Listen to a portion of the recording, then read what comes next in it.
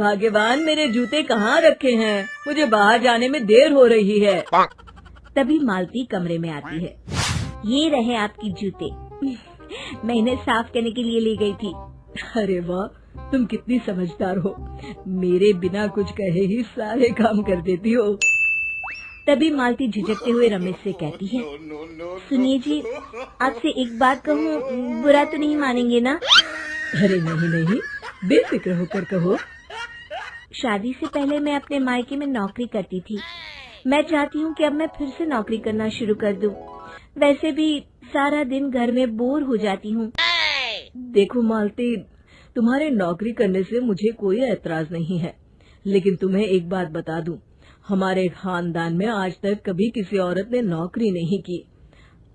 फिर भी एक बार तुम माँ से पूछ कर देखो, अगर वो तुम्हें नौकरी करने की इजाजत दे देती है तो अच्छी बात है। रमेश वहाँ से चला जाता है। फिर उसी शाम मालती अपनी सास के पैर दबा रही होती है। तभी उसकी सास मालती से कहती है, अरे क्या बात है बहू, आज तो ठीक तरह से मेरे पैर नहीं दबा रही। किसी ख्याल में खोई पड़ी है क्या? मैं भी तो जानूं आखिर बात क्या है। दरअसल वो माँ जी। अरे हाँ हाँ बोलो, इतना सोच क्यों रही हो? माँ जी, अगर आप बुरा न माने तो मैं नौकरी करना चाहती हूँ। घर के काम करने के बाद मेरे पास काफी वक्त बच जाता है। मालती की ये बात सुनकर उसकी सास गुस्से में कहती है, अरे बहू, तेरी तबीयत तो ठीक है ना? आज ये कैसी बहकी बातें कर रही है?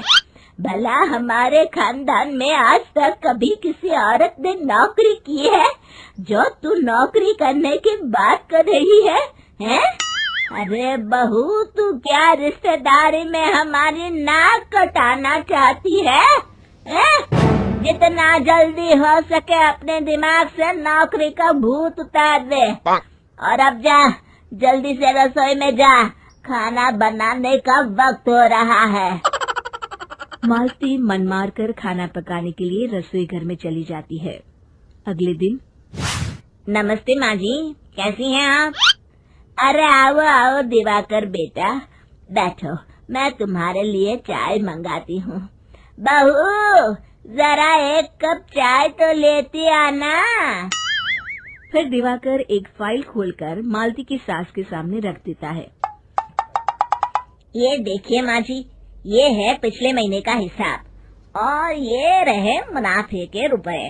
एक बार हिसाब देख लीजिए और इन कागजों पर अपने दस्तखत कर दीजिए। अरे दिवाकर बेटा, मैंने भला आज तक कभी तेरा हिसाब देखा है जो अब देखूंगी? ला बता, कहाँ दस्तखत करूं? तभी मालती चाय लेकर वहाँ आ जाती है और अपनी सास को बिना कागजातों को पढ़े इस तरह लापरवाही से दस्तखत करते हुए देखकर हैरान रह जाती है। अच्छा माँ जी, अब मैं चलता हूँ, फैक्ट्री में बहुत काम है। फिर दिवाकर वहाँ से चला जाता है। कुछ दिनों बाद मालती बाजार में कुछ सामान खरीद रही होती है। तभी एक बूढ़ा आदमी उसे आवाज देता है, अरे मालती बेटी, कैसी हो? मुझे पहचाना? मैं तुम्हारी कंपनी में मुनीम का काम करता हूँ। हाँ चाचा जी, मैं आपको बिल्कुल पहचानती हूँ। कहिए, कैसे हैं आप? मैं तो ठीक हूँ।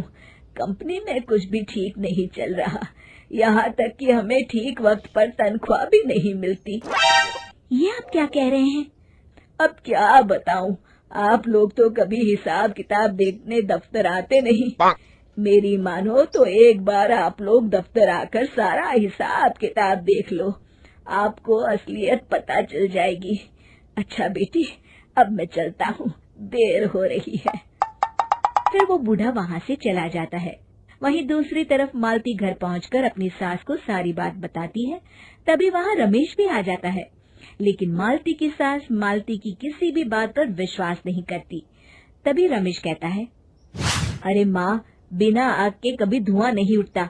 जब मालती इतना कह रही है तो हमें एक बार दफ्तर चलकर देख लेना चाहिए। वैसे भी हम लोग काफी दिन से अपने दफ्तर नहीं गए हैं।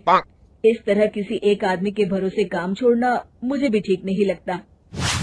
अगले दिन वे सभी अपने दफ्तर पहुंचते हैं और सीधे दिवाकर के कैबिन में जाते हैं।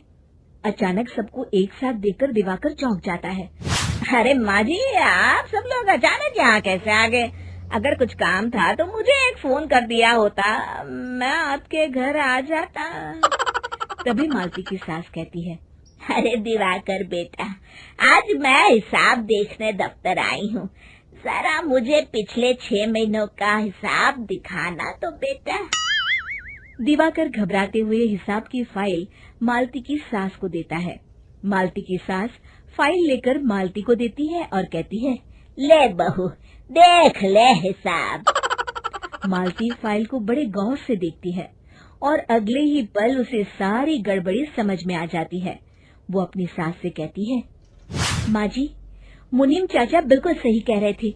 हमारी कंपनी में पिछले 6 महीनों में जितना मुनाफा हुआ है, हमें उसका आधा पैसा भी नहीं मिला। यूँ समझ लीजिए कि 1 रुपये में सिर्फ चवन्नी ही हमारे हाथों में आई है।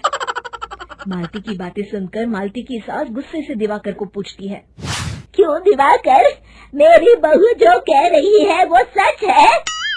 दिवाकर समझ जाता है आज उसका भांडा फूट चुका है। वो गिड़गिड़ाते हुए कहता है, मुझे माफ कर दीजिए माँ जी, मैं पैसों के लालच में अंधा हो गया था। अरे वाह दिवाकर, तू तो एक नंबर का चोर निकला। इतने दिनों से मैं तुझ पर आंख बंद करके भरोसा करती रही और तू मुझे ही चुना लगाता रहा।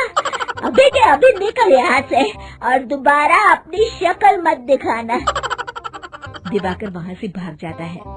मालती की सास मालती को शाबाशी देते हुए कहती है, बहू, आज मैं समझ गई कि पढ़ाई लिखाई हमारी जिंदगी में कितनी जरूरी है। मैं बहुत किस्मत वाली हूँ जो मुझे तुझ जैसी बहू मिली है। शिक्षा